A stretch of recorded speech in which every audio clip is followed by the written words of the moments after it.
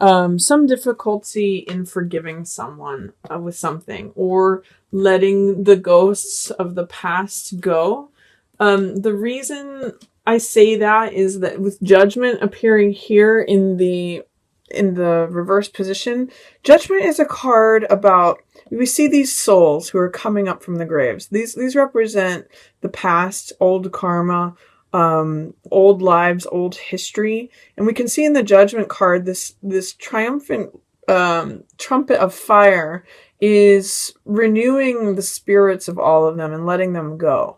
So this is really a powerful card of forgiveness, letting the ghosts of the past go. It actually brings things back to life when you employ this sort of cleansing fire of forgiveness. In the reverse position too, also sometimes Judgment can mean criticism, and means being overly judgmental about something, like saying, you know, I'm banishing you, I'm not letting go of this, I'm holding on to old grudges.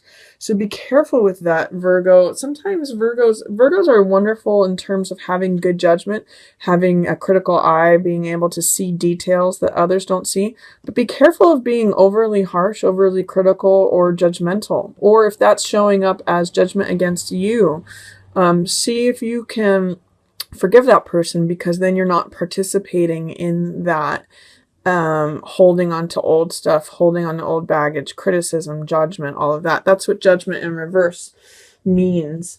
And with Seven of Cups showing up here, this is a card of wishes, a card of hopes, a card of different options that are before you.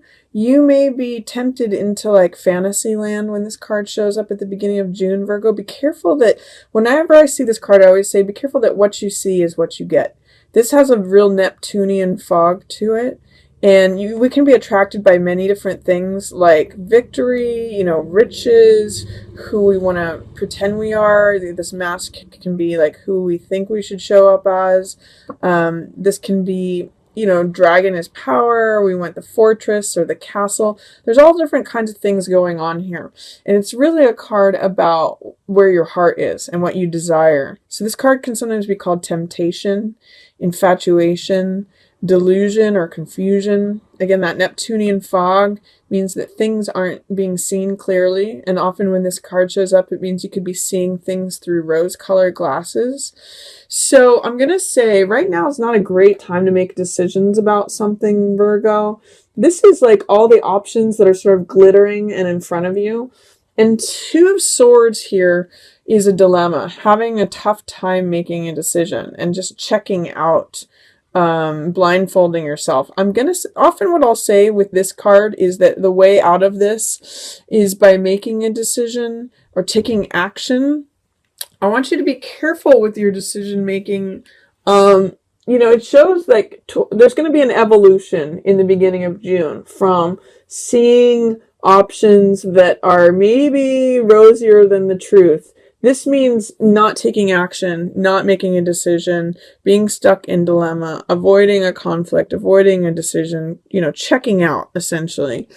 It's going to be later in, if towards the beginning of June you're having a tough time making a decision with something, or you're not sure if you're seeing things for what they really are, wait until Chariot shows up for you. Wait until you have an intuition about it, because Chariot is a great decision maker. He knows when to turn left and when to turn right. He knows how to balance the logical and analytical mind versus the passionate, you know, feeling mind.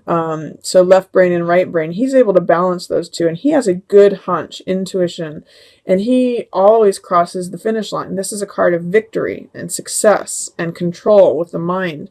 So I want you to take some time out at the beginning of June, Virgo. See, your judgment is a little clouded at the very beginning, and it's giving you a tough time in making a decision between something.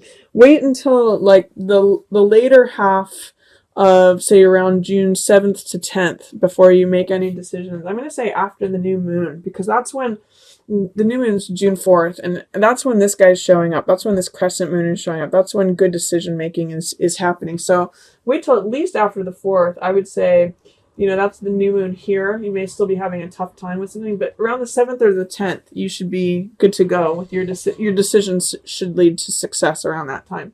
And your judgment will be back on track.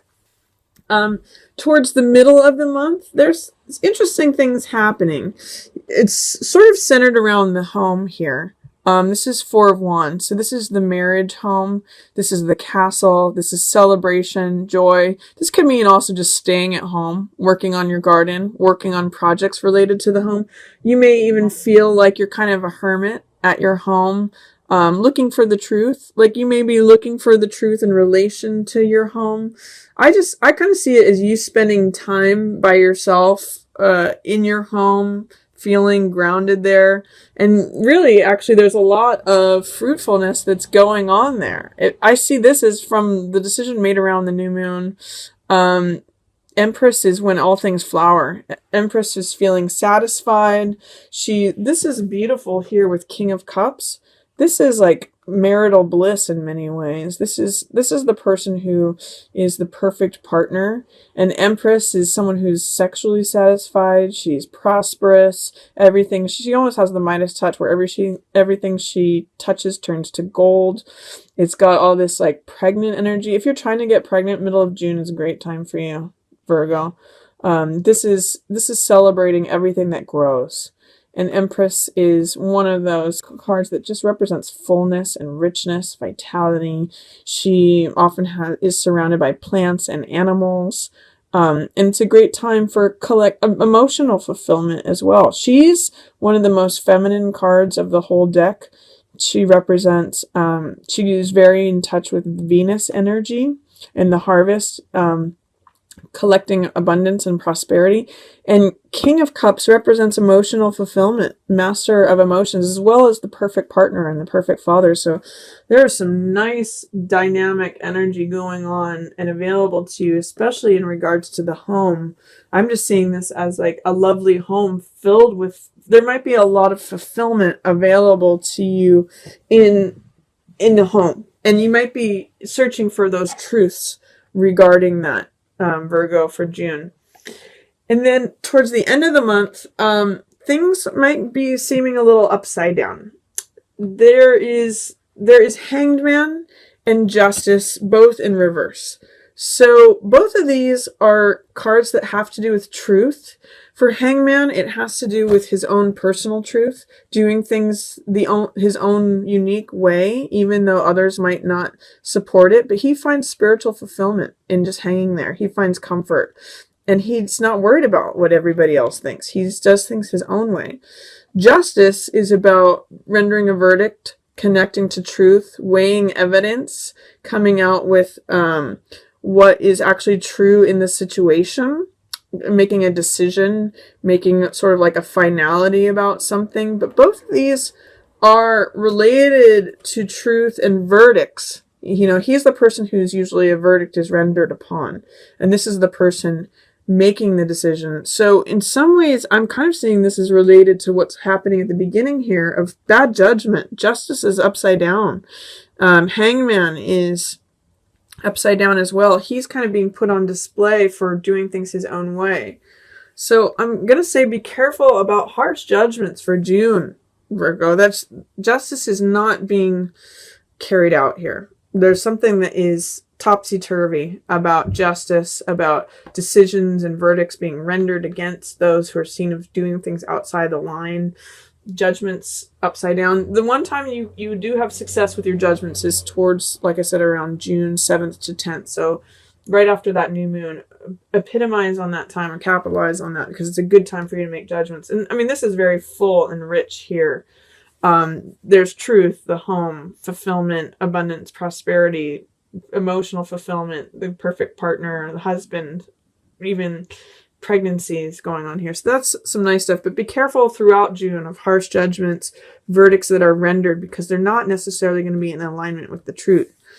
And then I see some unwillingness here. This is Page of Wands, which represents optimism. It represents willingness. It's got fiery energy. It's the Page of Fire. So it's saying like, I'm open to something. I'm ready to go in. I'm open.